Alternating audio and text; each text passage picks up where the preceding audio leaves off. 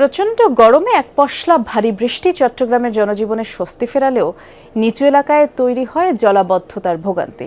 সড়কে পানি জমায় ব্যাহত হয় চলাচল, বিকল হয় অনেক যানবাহন। বছরের পর বছর এমন দুর্ভোগে ক্ষুব্ধ ভুক্তভোগী নগরবাসী। প্রকল্পের কাজ পুরোপুরি শেষ হলে সুফল মিলবে বলছেন সিটি মেয়র।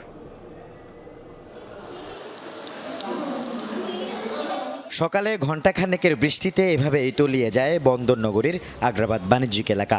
গ্রীষ্মের কাঠফাটা রোদে গত কয়েকদিন ধরে অতিষ্ঠ জনজীবনে বৃষ্টি কিছুটা স্বস্তি ফেরালেও জলাবদ্ধতার কারণে বাড়ে ভোগান্তি।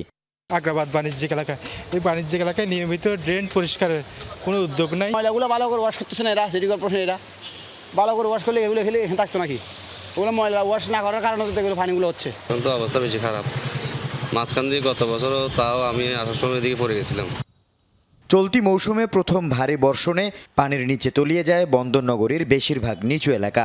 অনেক স্থানে সড়ক ডুবে যাওয়ায় ভোগান্তিতে পড়েন কর্মজীবী মানুষ। প্রায় আরও সমন্বয় বা মাজা সমন্বয় পানি থাকে, তো আমাদের অনেক আর কি কষ্ট হয় অফিসে আসার জন্য। একটু অল্প বৃষ্টিতে পানি উঠে যায়, এখানে হাঁটু সমান পানি উঠে যায়। যেমন কি এখান থেকে এখানে আসতে একটা রিক্সা নিয়ে আসতে হয়। সকালবেলা ওদের অফিসে আসতেছি, অফিসে আসার সময় দেখা গেছে যে পানি সব ভিজে গেছে। তো সব যে ভিজে গেছে এগুলো তো আবার চুলকানিও বাড়ি যায়। সবচেয়ে বেশি দুর্ভোগে পড়েন হাসপাতাল এলাকা খ্যাত প্রবর্তক মোড়ে চলাচল করা মানুষ। সড়কে জমে থাকা পানি আর সৃষ্ট গর্তে পড়ে অনেক গাড়ির ইঞ্জিন বিকল হয়ে পড়ে। মানুষ 4-5 জন ধরে টানিয়ে আনছে, এখন কি স্টার্ট নিচ্ছে? এখন স্টার্ট নিচ্ছে না। ইঞ্জিনে পানি ঢুকে গেছে। পানিতে শুরু করছি, স্টার্টটা বন্ধ হয়ে গেছে।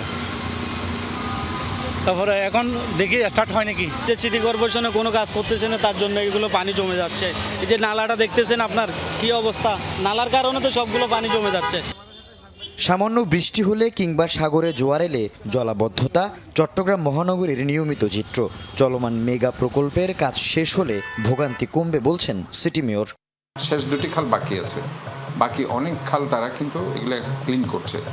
তো আমরা মনে করছি যে তারা যদি মে 15 আমাদেরকে, যেটা আমি বারবার তাদের সাথে আমরা মিটিং করেছি, তো মে 15 তাদের বুঝিয়ে দেওয়ার কথা। তো বুঝিয়ে দিলে আশা করি আমরা বর্ষাকালের আগেই যদি বুঝে পাই তাহলে পরে এটা আমাদের জন্য এফেক্টিভ হবে। আল আমিন শিকদার, যমুনা নিউজ, চট্টগ্রাম।